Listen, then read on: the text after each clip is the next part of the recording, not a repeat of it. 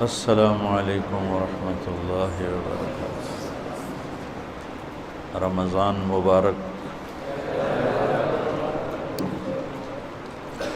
بسم اللہ الرحمن الرحیم، والصلاة والسلام علی رسولہ الکریم وعلی آلہ وصحبہ اجمعین۔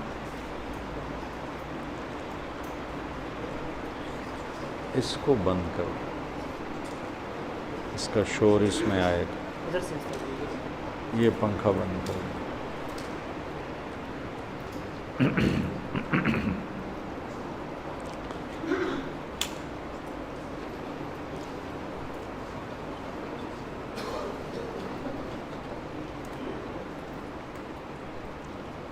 1999 میں مدرسۃ الحسنین کی اللہ نے بنیاد رکھوائی، تو رمضان سردیوں میں آتا تھا، تو جب رمضان قریب آیا تو میرے دل میں اللہ نے یہ بات ڈالی کہ ساری آسمانی کتابیں تو رمضان میں اتری ہیں اور ہم رمضان میں چھٹی کر دیتے ہیں۔ رمضان اور قرآن آپس میں جڑے ہوئے ہیں۔ شہر رمضان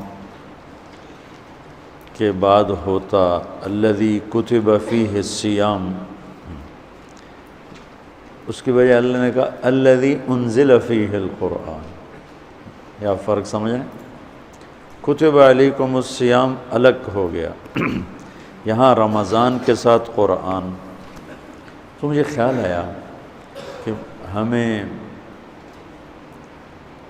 چھٹیاں رمضان میں نہیں کرنی چاہیے، گرمیوں میں کریں۔ تو میں نے مفتی تقی صاحب سے پوچھا، مفتی رفیع صاحب سے پوچھا اور ایسے بڑے علماء سے، ٹھیک ہے یہ تو ایک انتظامی چیز ہے، بدل دی جائے تو کوئی حرج نہیں۔ تو پھر جب تک رمضان سردی میں اور اس میں ٹھنڈے میٹھے موسم میں رہا، ہم رمضان پڑھائی کرتے تھے۔ اس کے بعد اب دوبارہ آپ خوش قسمت ہیں کہ بیچ میں پھر رمضان گرمیوں میں آ گیا، تو پڑھائی، روزہ، گرمی، تسلسل مشکل ہو گیا، تو پھر اس کو بدل دیا۔ اب جب دوبارہ کچھ قریب آ گیا ہے اس موسم بہار کے، تو پھر ہم نے اسی پرانے طرز کو چلا دیا۔ جیسے اللہ نے بہت سی نئی علم کی دنیا میں نئی چیزیں میرے ذریعے سے شروع کروائیں، یہ بھی نئی چیز تھی کہ رمضان میں دورے ہوتے ہیں، دورہ تفسیر، دورہ صرف، دورہ نحو، لیکن باقاعدہ تعلیم یہ کہیں بھی نہیں ہوتی۔ اللہ نے مجھے اس کا ذریعہ بنایا، تو آپ خوش قسمت ہیں۔ اس میں چاہے آپ 10 منٹ بھی پڑھو گے نا، تو یہ رمضان کے علاوہ کے 10 گھنٹوں کے برابر ہوگا، کیونکہ اس کی برکات کو کوئی پکڑ ہی نہیں سکتا ہے۔ آج سارے شیطان قید ہو گئے، چاند نظر آیا، شیطان غائب ہو گئے، قید ہوگا۔ تصفد فیہم مردۃ الشیاطین، بڑے بڑے شیطان قید ہو جاتے، اس لیے تو نمازی بڑھ جاتے، وہ پھر آہستہ آہستہ گھٹ جاتے ہیں کہ وہ ایمان کی اتنی طاقت نہیں ہوتی کہ وہ چل سکیں، لیکن ایک دفعہ جب وہ چھوٹتے ہیں شیطان سے تو سیدھے مسجد میں آتے ہیں۔ دوسرا کیا ہوا؟ جنت کو دھونی دی جانے لگی اور جنت کو سجایا جانے لگا روزے رکھنے والوں کے لیے۔ تیسرا کیا ہوا کہ ساری جاندار مخلوق روزہ رکھنے والوں کے لیے دعا میں لگ گئی، دعا میں مشغول ہوگی۔ چوتھا کیا ہوا؟ روزے دار کے منہ سے جو ایک سمیل آتی ہے خالی معدے کی، وہ اللہ تعالیٰ کو مشک سے زیادہ اچھی لگتی ہے، پسندیدہ ہوتی ہے۔ اور پانچواں کیا ہوا کہ اللہ تعالیٰ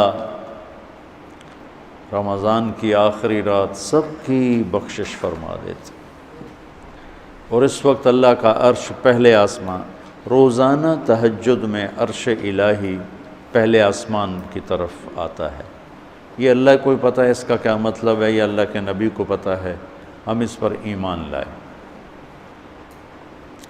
رمضان میں عرش الہی پہلے آسمان پر ہوتا ہے اور پورا مہینہ پہلے آسمان پر ہی ہوتا ہے۔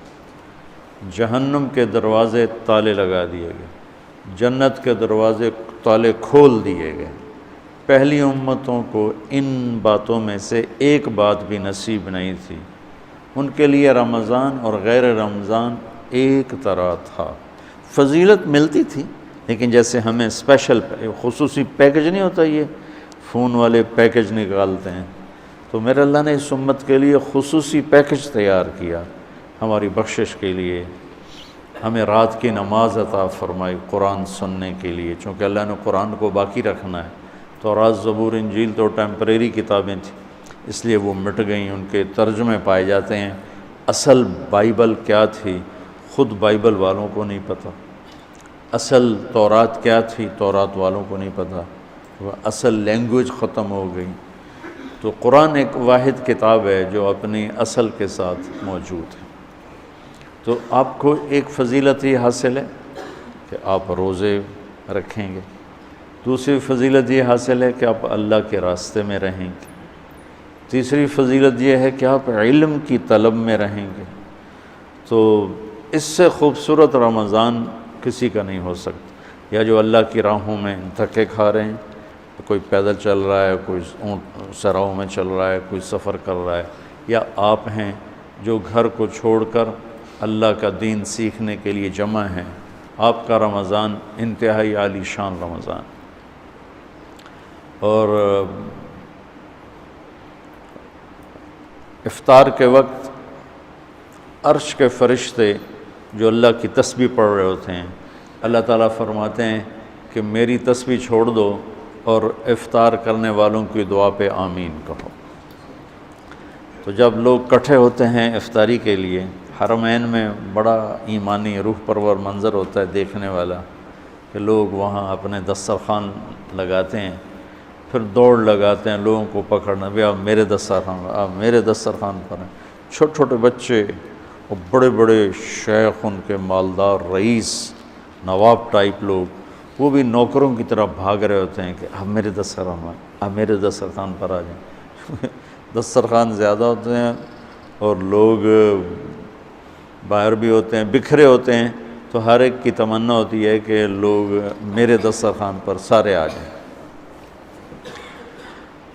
تو حرمین کی برکتوں کو تو خیر کوئی بھی نہیں پہنچ سکتا ہے، لیکن حرمین کی برکتوں کے بعد اللہ کے علم کو لینے کے لیے روزے کی حالت بہت اعلیٰ چیز، بہت خوبصورت چیز ہے۔ تو اس امت کو رمضان خصوصیت سے ملا، جس میں اللہ تعالیٰ نے لیلۃ القدر اتاری، جس میں اللہ کے نبی نے اعتکاف رکھا، اور اس کا فرض روزہ، اس کی قیمت آپ اس حدیث سے لگائیں، لو ان رجلا صام یوما تطوعا ثم اعطی ملء الارض ذهبا لم یستوف ثوابہ دون یوم الحساب۔ جس شخص نے نفل روزہ رکھا اور اس روزے کے بدلے میں پوری دنیا سونے سے بھر کے اس کو پیش کی گئی کہ آپ کا نفل روزہ ہے نا، اس کا یہ صلہ ہے، ساری دھرتی سونے سے بھر کے۔ تو میرے نبی کا فرمان ہے، یہ سونے سے بھرا ہوا جہان بھی اس روزے کا بدلہ نہیں بن سکتا، اس روزے کا بدلہ اللہ ہی دے گا۔ تو اب آپ بتائیں فرض روزے کی قیمت کیا ہوگی؟ تو آپ دعا کرو اللہ پوری امت کو روزے رکھنے کی توفیق۔ اللہ تعالی ہمارے سرحد کے بھائیوں کو جزائے خیر دے۔ پٹھان روزہ نہیں چھوڑتے، بہت کم، وہ نماز نہیں پڑھتا ہوگا لیکن مر جائے گا، روزہ نہیں چھوڑے گا۔ یہ ان میں ہمارے ان بھائیوں میں خصوصیت ہے۔ پنجاب میں کچھ روزہ رکھتے ہیں، زیادہ نہیں رکھتے۔ سندھ میں برائے نام ہے، اور آگے بلوچستان میں کسی کو پتہ ہی کوئی نہیں ہوتا، بلوچوں کا جو بروہی علاقہ۔ تو آپ لوگ دعا کرو، آپ اللہ کے راستے میں ہو، کہ اللہ پورے ملک والوں کو بھوک کا خوف نکال دے، پیاس کا خوف نکال دے۔ اس لیے تو اللہ تعالیٰ فرماتا ہے کہ روزے کا بدلہ میں خود ہوں۔ نماز پڑھو جنت، حج کرو جنت، عمرہ کرو، ذکر تلاوت جنت، تبلیغ، جہاد، تصنیف، تالیف، ذکر، بندگی جنت۔ روزہ رکھو تو اللہ کہتا میں مل جاتا ہوں، روزے پہ اللہ مل جاتا ہے۔ الصوم لی وانا اجزا بہ۔ اور روزہ دو چیزیں پیدا کرتا ہے، صبر اور تقوی۔ اور قرآن اس صبر تقوی کو سورہ یوسف میں ایسے آ کے ضرب لگاتا ہے۔ سورہ یوسف کے حسین ہونے کی بہت سی وجوہات ہوں گی،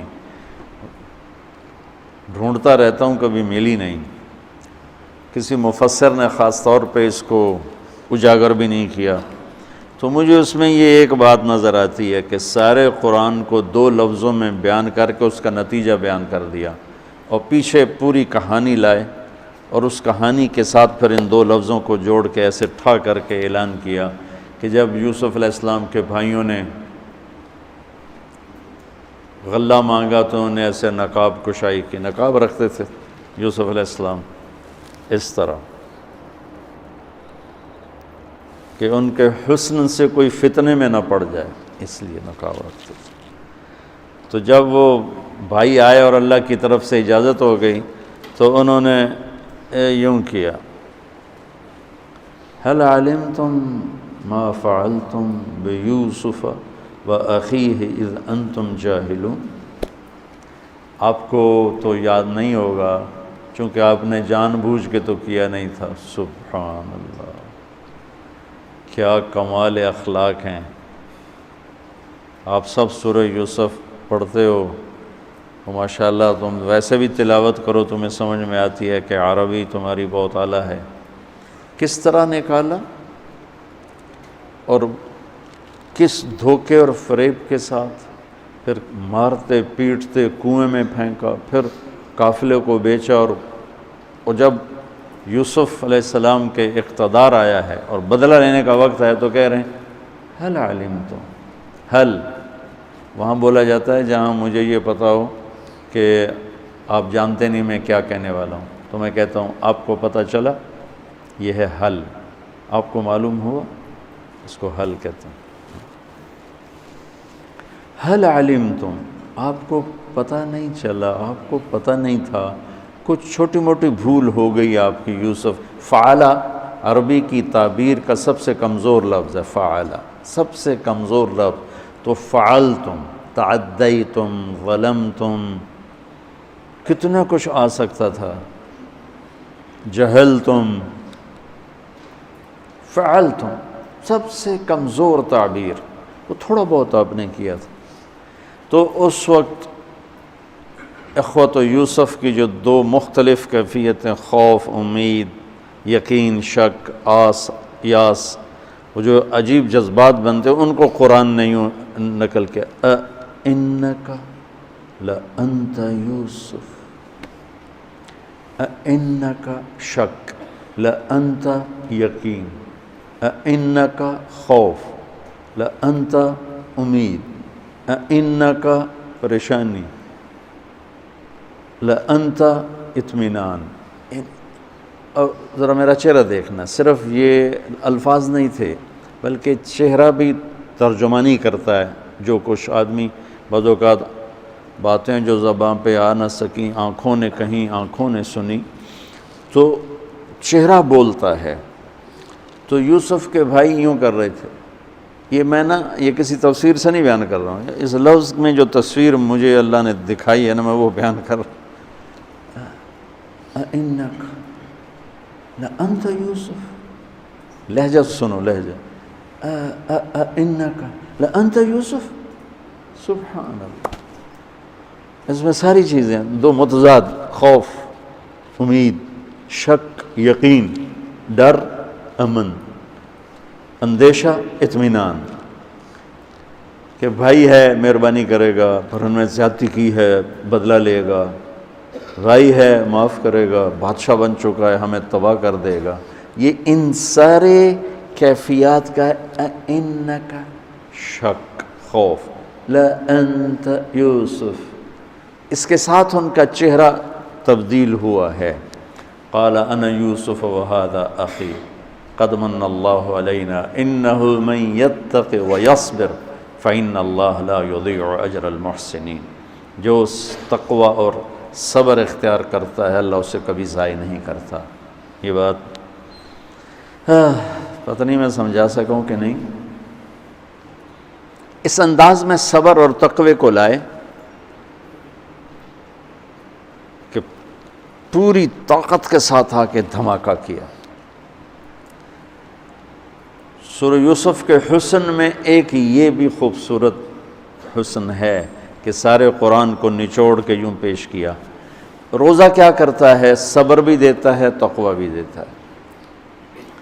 یوسف علیہ السلام کا تقوی کیا تھا؟ زلیخا کا قصہ۔ اور صبر کیا تھا؟ 40 سال بھائیوں کی زیادتیوں کے بعد جب سامنے آئے تو کہا جاؤ معاف کیا۔ اور جب والدین آئے اور سارے بھائی ملے تو کیا کہا؟ لقد احسن بی اذ اخرجنی من السجن۔ بھائیوں نے بیچ میں جو زیادتی کی تھی اس کو بتایا ہی کوئی نہیں، صرف اتنا بتایا کہ اللہ نے مجھے جیل سے نکالا۔ پچھلی کہانی آف کر دی، کٹ کر دی کہ بھائی سامنے بیٹھے تھے تو کہیں ان کو شرمندگی نہ ہو، انہیں شرمندگی کا احساس نہ ہو، تو اس پوری کہانی کو کاٹ لیا۔ تو بچوں یہ جو روزہ ہے یہ وہ تقوی اور صبر لے کر آتا ہے۔ تو آپ روزہ بھی رکھو، سحری افطاری دعاؤں کا اہتمام کرو، چونکہ یہ دونوں وقت دعاؤں کی قبولیت کی۔ جب کبھی ہمت تھی تو بڑی لمبی لمبی دعا میں مانگتا تھا، سحری میں جلدی اٹھ جانا، افطاری میں پہلے ایک طرف کونے میں بیٹھ جانا اور لمبی لمبی دعائیں کرنا۔ اب تو وہ روزے فاقہ کی وجہ سے سر درد شروع ہو جاتا ہے، نماز پڑھنا ہی مشکل ہوتا ہے، اور گھڑی پر ہی نظر ہوتی ہے کس لیے روزہ افطار۔ تو آپ لوگ دعا کرو کہ اللہ پورے ملک کو روزہ رکھنے کی توفیق دے، کوئی روزہ نہ چھوڑے، کوئی تراویح نہ چھوڑے۔ ساری امت اور حرمین میں جو عمرے پہ جا رہے ہیں، طواف پہ جا رہے ہیں، اعتکاف پہ جا رہے ہیں، اللہ ان کے یہ قبول فرمائے۔ جو اللہ کے راستے میں جماعتیں پھر رہی ہیں، اللہ تعالیٰ ان کے سفر قبول فرمائے، اور اس رمضان کو پوری امت کی ہدایت کا اللہ تعالیٰ رمضان بنا دے۔ یہ قرآن کے اترنے کا مہینہ ہے، اس میں قرآن پڑھا جاتا ہے، اور اس امت کو اللہ نے یہ فضیلت بخشی ہے کہ انہوں نے اپنی کتاب کی حفاظت کی ہے، اور اس کی ابتدا اللہ نے سورہ فاتحہ سے فرمائی ہے۔ تو سورہ فاتحہ جبریل لے کر نہیں آئے، جبریل آپ کے پاس بیٹھے تھے، تو ایک دھماکہ ہوا، تو آپ نے فرمایا یہ کیا دھماکہ ہے؟ کہ یا رسول اللہ آج ایک دروازہ کھلا ہے جو پہلے کبھی نہیں کھلا، اور آج ایک فرشتہ آ رہا ہے جو آج تک زمین پہ نہیں آیا، اور ایک کلام لے کر آ رہا ہے جو آج تک کسی نبی پر نہیں آیا۔ تو وہ فرشتہ حاضر ہوا اور آپ کو 2 کلام پیش کیے، ایک سورۃ فاتحہ اور ایک سورہ بقرہ کا آخری رکوع آمن الرسول سے لے کر آخر تک۔ ابشر بنورین، آپ کو 2 نوروں کی بشارت ہو، سورۃ فاتحہ اور سورہ بقرہ کا آخر رکوع۔ تو ہم تھوڑی سی بات سورہ فاتحہ پر کریں گے کہ میرے نبی نے فرمایا اوتیت المثانیہ مکان التورات والمائدہ مکان الانجیل والحوامیم مکان الزبور وفضلت بالمفصلات۔ میرے سب سے بڑی کتاب تورات تھی، سب سے بڑی، اٹھانا بھی مشکل تھا، اتنی بڑی کتاب تھی۔ میرے نبی نے کہا اللہ نے مجھے تورات کے بدلے میں سورہ فاتحہ دی، 7 آیات سورہ فاتحہ دی تھی۔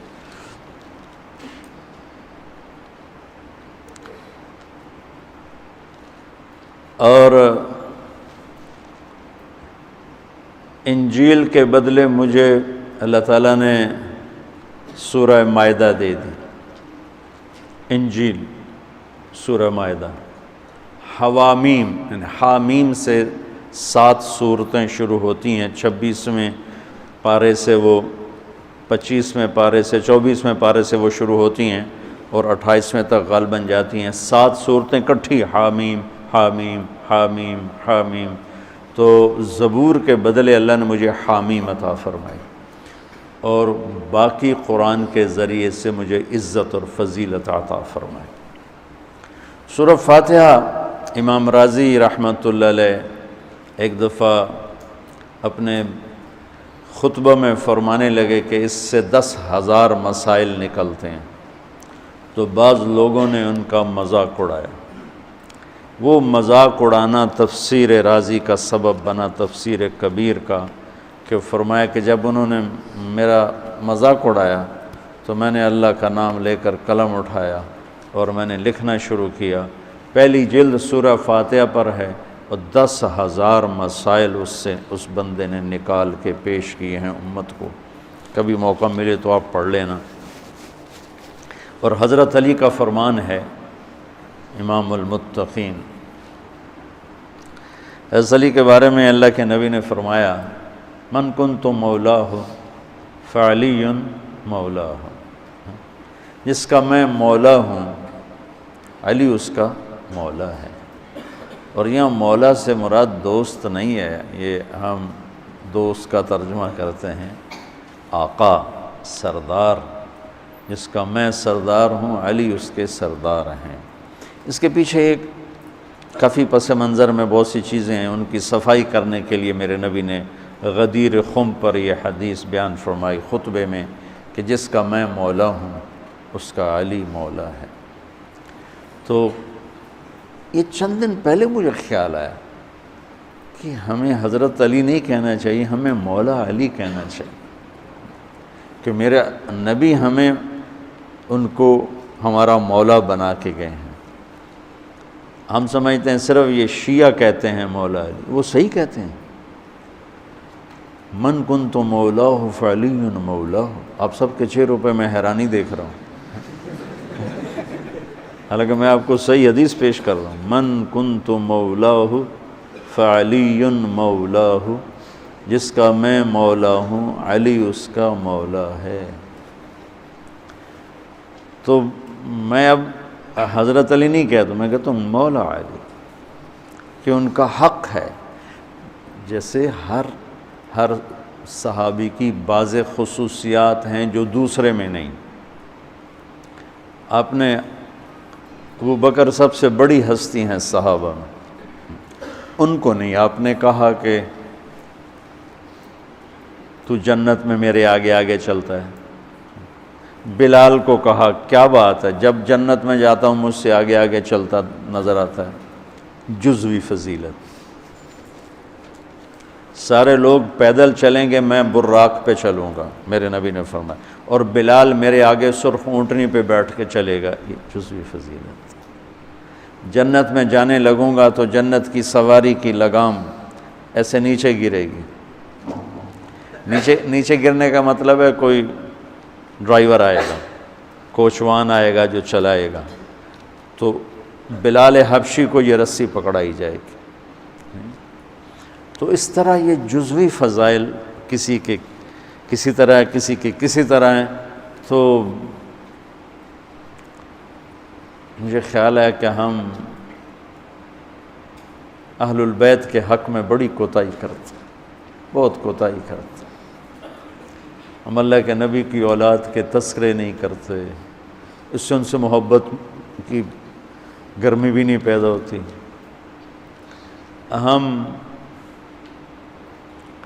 تم میری اولاد کی برائیاں میرے سامنے شروع کر دو تو تم مجھے اچھے لگو گے، اور میرے سامنے آ کر میری اولاد کی تم تعریف شروع کر دو، چاہے مجھے پتہ بھی ہو جھوٹی تعریف کرنا، تو بھی میرا دل خوش ہو جائے گا۔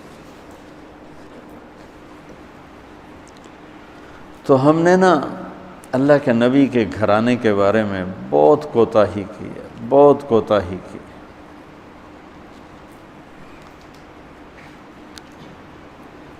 تو تم سنتے رہتے ہو، میرے ہر بیان میں اہل بیت کا تذکرہ ہوتا، اور یہ میرا ایمان ہے کہ یہ میری بخشش کا بہت بڑا وسیلہ ہے اگر اللہ کے ہاں قبول ہوگی۔ ریاکاری میں مردود ہو گیا تو وہ تو الگ بات ہے، اور جو اس کا ہر فیصلہ حق ہے، لیکن اگر میرے اللہ نے قبول فرمایا تو میرے بیانوں میں میری سب سے بڑی متاع میرے نبی کے گھر کا تذکرہ ہے۔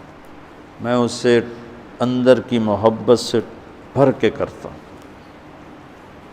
اور اپنی کوتاہی پر اور امت کی کوتاہی پر استغفار کرتا ہوں کہ ہم نے اپنے نبی کی اولاد بھلانا تو کیا ہے، 60 سال میں کیا کر دیا، ذبح کر کے رکھ دی۔ مجھے حیرت ہوتی ہے کہ نبی کا نواسہ ہو اور ادھر سارے نامراد سور قسم کے انسان ہوں، اور پھر ان کے پیچھے لگ کے نبی کے نواسے کو ذبح کر دیا جائے، کچھ سمجھ میں نہیں آتی۔ شاید اللہ ان کے عالی شان مقام طے کر چکا تھا۔ جب وہ سب ساتھیوں نے کہا نا کہ اب واپس چلیں، وہاں ابن زیاد آ چکا ہے، واپس چلیں، تو فرمایا کہ نہیں، مجھے جانا ہے۔ ان کا تم موت دیکھ رہے ہو، کیوں جا رہے ہو؟ کہا مجھے میرے اللہ کے نبی خواب میں ملے ہیں، انہوں نے مجھے کچھ بات فرمائی ہے، لہذا مجھے جانا ہی جانا ہے۔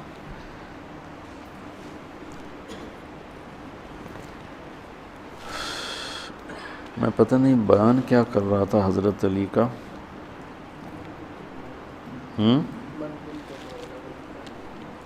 میں اس پر کوئی بات کہنا چاہتا تھا۔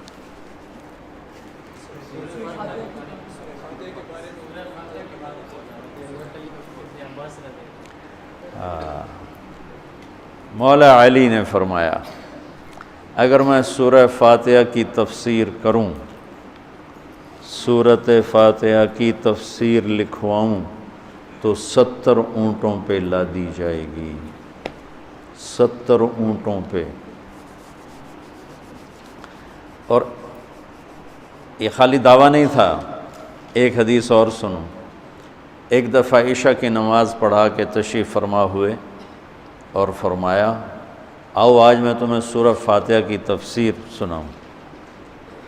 تو شروع کرتے ہیں بسم اللہ سے، اور بسم اللہ کی با سے شروع کرتے ہیں۔ عربی میں تو حروف کا بھی مطلب ہوتا ہے نا، با کا مطلب بیان کرنا شروع کیا، اور فجر کی اذان ہو گئی، بات چل رہی تھی۔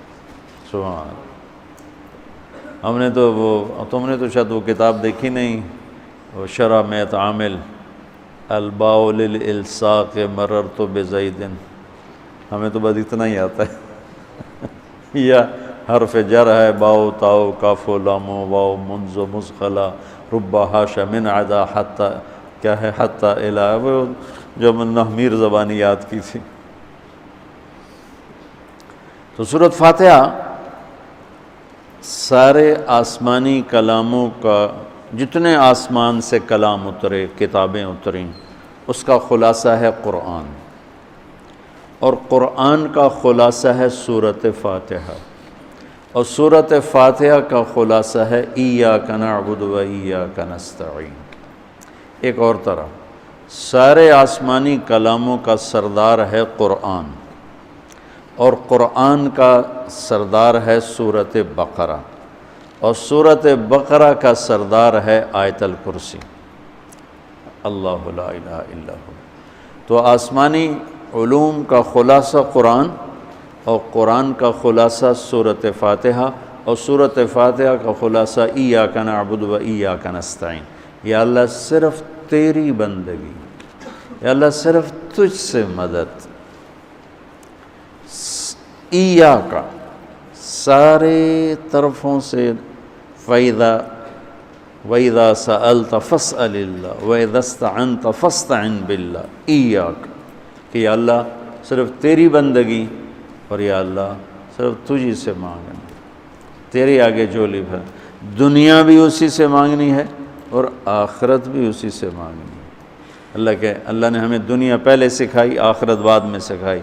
ربنا آتنا فی الدنیا حسنۃ وفی الآخرۃ حسنۃ وقنا عذاب النار۔ تو سارے آسمانی کتابوں کا خلاصہ یہ ایک جملہ ہے، ایاک نعبد۔ اور بندگی صرف نماز نہیں، بلکہ پوری زندگی اللہ کی چاہت میں گم ہو جائے، ڈھل جائے، اور ہر ضرورت میں اللہ کی طرف ہاتھ اٹھے، مخلوق کی طرف ہاں ایک ہوتا ہے ایک دوسرے کی مدد کے لیے، وہی اپنا ٹریکٹر دینا، یار میری جو ہمارے ہاں ہم نے اپنی مثال دینی، جب ایک دم زمین تیار کرنے کا وقت آتا ہے تو وہ 3 ٹریکٹر بھی کافی نہیں ہوتے، تو ہم کہتے ہیں جی ذرا اپنا ٹریکٹر بھیج دینا، ایک ہی دن میں ہماری زمین ساری تیار ہو جائے۔ یہ ایک دوسرے کی امداد باہمی ہے۔ مدد جہاں انسان بے بس ہے، صرف اللہ ہی کر سکتا ہے، ان چیزوں میں اللہ کے سامنے جھولی پھیلانا، اسی کو پکارنا، اسی کے آگے ہاتھ پھیلانا اور اسی کے آگے سر جھکانا۔ حنین میں صحابہ جیسی ہستیوں نے کہا آج ہمیں کوئی نہیں ہرا سکتا، ہم بہت زیادہ ہیں۔ اللہ نے ایک حلے میں اڑا کے سب کو کہاں سے کہاں بھگا دی۔ لن نغلب من قلۃ، آج ہمیں کوئی نہیں ہرائے گا۔ تو پہلے حملے میں ہی قدم اکھڑے اور صرف 88 آدمی اللہ کے نبی کے ساتھ رہ گئے، 12,000 بھاگ گئے۔ پھر یوم حنین اذ اعجبتکم کثرتکم فلم تغن عنکم شیئا۔ تو میرے عزیزو، سورۃ فاتحہ پورے قرآن کی چابی ہے، تمہید ہے۔ قرآن توحید بتاتا ہے، رسالت بتاتا ہے، آخرت بتاتا ہے۔ سورۃ فاتحہ میں توحید بھی ہے، رسالت بھی ہے اور آخرت بھی ہے۔ الحمدللہ رب العالمین الرحمن الرحیم مالک یوم الدین۔ الرحمن الرحیم تک اللہ کی ذات صفات توحید ہے، مالک یوم الدین جزا سزا اور آخرت ہے، ایاک نعبد و ایاک نستعین یہ مقصد زندگی ہے، اہدنا الصراط المستقیم یہ طلب ہے زندگی کی، سب سے بڑی طلب ہدایت ہے، الصراط الذین انعمت علیہم یہ رسالت کہ جن پر تیرا انعام ہوا، اولئک مع الذین انعم اللہ علیہم من النبیین والصدیقین والشہداء والصالحین وحسن اولئک رفیقا۔ تو سورۃ فاتحہ کو مجھے کوئی یاد پڑتا ہے، ایک دفعہ میں نے کہیں پڑھا تھا کہ اللہ اپنی ذات کو اتنے خوبصورت انداز میں بیان کرتا ہے، الحمدللہ رب العالمین الرحمن الرحیم مالک یوم الدین۔ یہ تو غیب کے صیغے کے ساتھ بات ہو رہی، لیکن اللہ اپنی ذات کو اس قدر خوبصورت انداز میں بیان کرتا ہے کہ ان 4 لفظوں میں اللہ سامنے آ جاتا ہے تو سننے والا اللہ کو سامنے دیکھ کر کہتا ہے ایاک نعبد، تیری ہی بندگی کرتے ہیں، وایاک نستعین تجھ سے مانگتے ہیں، کیونکہ اللہ کو دینے کے لیے کہیں سے مانگنا نہیں پڑتا۔ وہ میں تھا گاؤں میں، تو ایک ہمارا رشتہ دار برادری میں نے سب سے دوستی لگا کے رکھی، سب سے ملتا ہوں۔ مجھے کہنے لگا طارق میاں بندہ تو بڑا چنگا ہے اور تو وابیاں نہ رل گئے ہیں۔ کیا وابی کون ہوندے؟ ہے کہ جڑے پیرانو نہیں مندے، ہے کہ پیرانو تو سارے مننے ہیں، اللہ دے ولیاں دا کوئی انکار ہے بھلا؟ ہاں یہ آنے ہیں بھئی پیر پتر نہیں دے سکدا تو پیر دعا دے سکدا ہے، پتر تو اللہ دیندہ ہے کہ ایہ تا گل ہر پیر صاحب دا کوٹا ہے اللہ کو لوند وچوں لائے کے دے دیندہ، سمجھو؟ ہر پیر صاحب کا کوٹا ہے، اس کوٹے میں سے اللہ سے لے کر دے دیتا ہے۔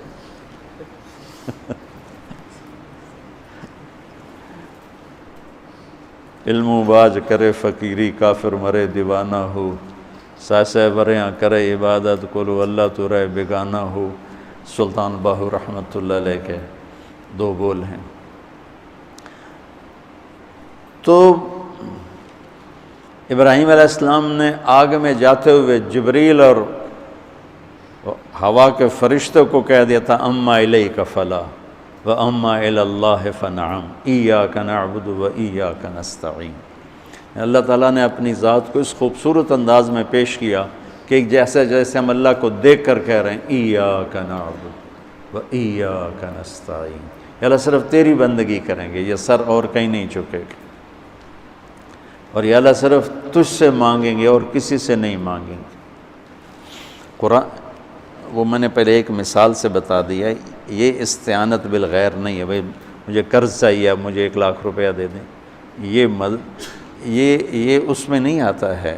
میرے نبی قرضہ اٹھاتے تھے، میرے نبی نے جنگ کے لیے تلوار اٹھائی، زرہ پہنی، اسباب کی دنیا ہے، اسباب کا اختیار کرنا اور چیز ہے۔ اور جن چیزوں میں اللہ کے سوا کوئی کرنے والا نہیں، وہ لوگوں کے سامنے ہاتھ پھیلا دینا۔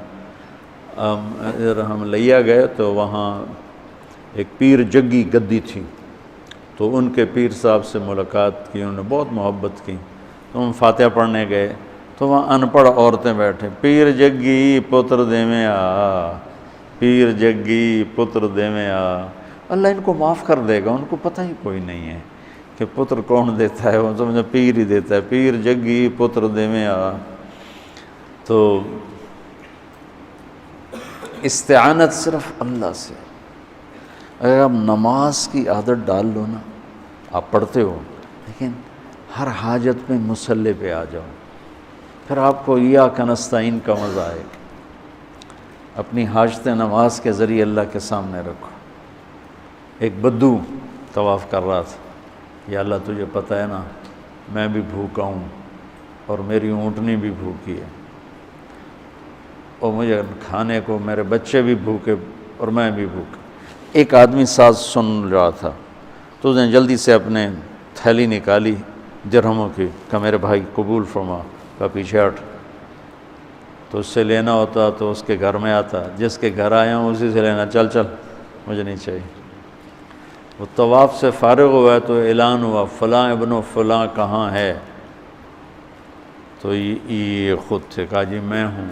کہا آپ کے چچا کا انتقال ہوا ہے تو انہوں نے اپنی ساری وراثت آپ کے نام کر دی ہے، چونکہ ان کی اولاد کوئی نہیں تھی۔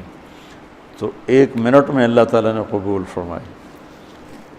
ہشام بن عبد الملک اور سالم بن عبداللہ بن عمر بیت اللہ کا طواف فرما رہے تھے، تو ہشام نے کہا سالم کوئی ضرورت تو بتاؤ، تو وہ کہنے لگے اللہ کے گھر میں ہو کر میں اللہ کو نہ بتاؤں تمہیں بتاؤں، کتنے شرم کی بات۔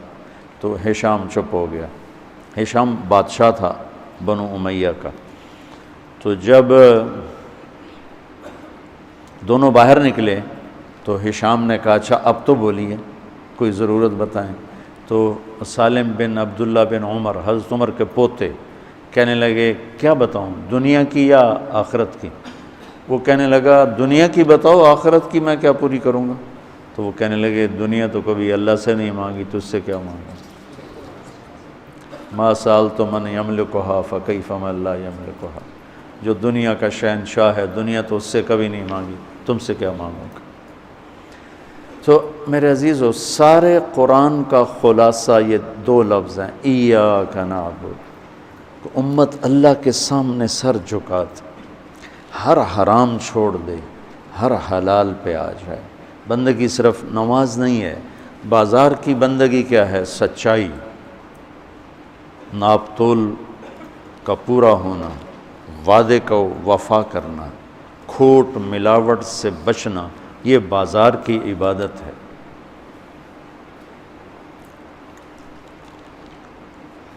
اقتدار کی عبادت کیا ہے؟ ظلم سے بچنا، اپنی طاقت سے کسی پہ ظلم نہ کرنا، انصاف کو ہاتھ سے نہ جانے دینا۔ وکالت کی، عدالت کی عبادت کیا ہے؟ ظالم کا ساتھ نہ دینا۔ سیاست کی عدالت کی عبادت کیا ہے؟ دنیاوی مفاد نہ اٹھانا، بلکہ قومی مفاد کے لیے اپنے آپ کو پیش کرنا۔ گھر کی بندگی کیا ہے؟ ماں باپ ہیں تو ان کی آنکھوں کی ٹھنڈک بننا، بیوی ہے تو اس کے دامن کو خوشیوں سے بھرنا، اولاد ہے تو ان کو ایسی محبت دینا جیسے میرے نبی حسنین کو دے کر گئے تھے۔ یہ اس طرح عبادت پھیلی ہوئی ہے۔ بہن بھائی ہیں تو ان کے ساتھ شیر و شکر ہو کے رہنا، ان کی کمیاں زیادتیوں سے درگزر کرنا، یہ ایاک نعبد ہے۔ صرف نماز کے اندر نہیں ہے ایاک نعبد، بلکہ پوری زندگی ایاک نعبد ہے۔ تو میں کہا کرتا ہوں سچائی، دیانتداری اور انصاف، یہ 3 چیزیں اگر آپ کے اور میرے اندر ہیں تو ہماری پوری زندگی عبادت بن جائے گی، پوری زندگی بندگی بن جائے گی۔ وَإِيَّاكَ نَسْتَعِينُ۔ جب اس کے سامنے سر جھکاؤ گے، پھر ہاتھ اٹھاؤ گے تو مزہ بھی آئے گا، مانگنے کا بھی، اس کے دینے کا بھی۔ اس کو کون سا کہیں سے لینا پڑتا ہے؟ جو وہ نباتہ بن یزید نخی رحمۃ اللہ علیہ تابعین میں سے ہیں، اللہ کے راستے میں جا رہے تھے، گدھا مر گیا تو نیچے اتر کے 2 نفل پڑھ کے کہنے لگے یا اللہ تو بے نیاز ہے، تجھے تو کسی چیز کی ضرورت نہیں اور میں تو مسافر ہوں، مجھے اس کی ضرورت ہے، اسے زندہ کر، اور ایک چھڑی ماری، قم بِإِذْنِ اللہ، گدھا اچھل کے کھڑا ہو گیا۔ اور امام شافعی نہیں شعبی فرماتے ہیں کہ میں نے اس گدھے کو دمشق کے بازار میں فروخت ہوتے دیکھا، اور وہ نباتا پہلے فوت ہوئے، کھوتا بعد وچ مریا، ایسی دعا قبول ہوئی۔ تو انشاءاللہ تھوڑا تھوڑا اس کو لاتے رہیں گے، آج بس اتنا ہی کافی ہے کہ تھوڑا سورۃ فاتحہ میں چند ایک مضامین۔ ایک ہدایت ہے، ہدایت ہدا اس چٹان کو کہتے ہیں جو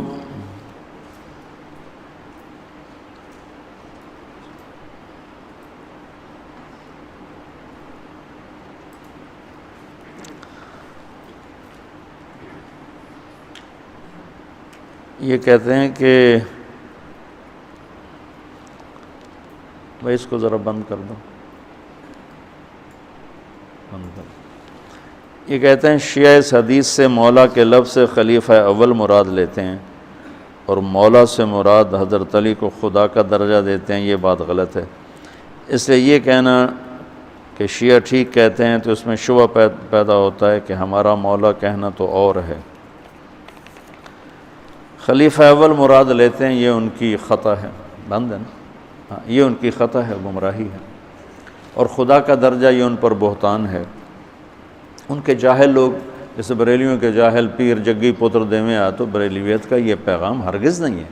ہم جاہل بریلیوں کو بنیاد بنا کر ہم پورا مسلک فٹ کر دیتے، چونکہ دونوں طرف عداوت ہے نا، تو کمزور پہلو پکڑنا ہے، صحیح نہیں پکڑنا، اور تعویل نہیں کرنی، اپنی تعویل کرنی ہے، دوسرے کی تعویل بالکل نہیں کرنی ہے، اور جو ان کا کمزور پہلو ہے وہ پکڑنا ہے، صحیح پہلو نہیں پکڑنا ہے، یا کمزور کو اچھے طریقے سے اگر بیان کیا جا سکے تو وہ نہیں کرنا ہے، تو وہ خلیفہ اول مراد لیتے ہیں، غلط۔ اور نصیری،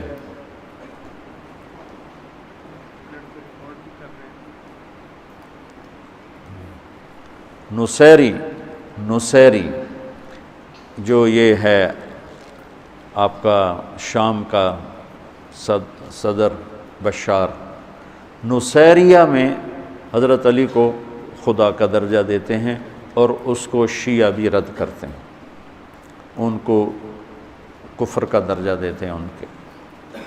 ہم مولا کہتے ہیں جو میرے نبی نے کہا مولا، کوئی کیا مطلب لیتا ہے، ہمیں اس سے کیا غرض، داڑھی تو سکھ بھی رکھتے ہیں، پھر کیا کہو گے، داڑھی نہیں رکھتے ہیں، اور جو ملک شام کے قسیسین اور رہبان ہیں پوری داڑھی رکھتے ہیں، پورے بال رکھتے ہیں، تو ان کے بہت سے کلپس میں نے دیکھے ہوئے ہیں۔ جو روم کے رہبان ہیں وہ کلین شیو ہیں، جو بیت المقدس کے رہبان ہیں وہ لگتا ہے جیسے ہم اگر اس صلیب گلے میں نہ ہو تو لگے کوئی بہت بڑے علامہ جا رہے ہیں۔